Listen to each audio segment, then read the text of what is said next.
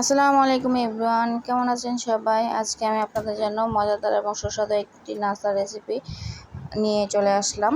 আমি ফ্রিজ থেকে ডিম বের করে নিয়েছি। এখন আমি ধনিয়া পাতা, কাঁচামরিচ আর পেঁয়াজ কুচি করে সাথে একটু রসুন অ্যাড করে নিব।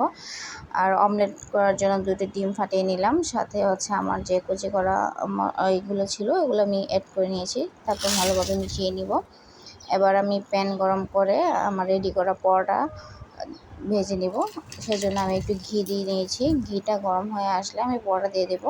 এভাবে আমার প্রতিটা পরোটা ভাজা কমপ্লিট। এখন আমি অমলেটের জন্য ডিমটা প্যানে দিয়ে দিব। সেক্ষেত্রে আমি হচ্ছে ঘি ব্যবহার করেছি। ঘিটা গরম হয়ে আসলে আমি অমলেটের জন্য ডিমটা ঢেলে নিয়েছি প্যানে। এই তো আমার নাস্তা রেডি। নাস্তার সাথে আমি একটু কলিজা ভুনা অ্যাড করেছি। এটা আমার আগের বাসায় প্রস্তুত করা ছিল। এই তো, থ্যাংক ইউ ফর ভিডিওটা দেখার জন্য।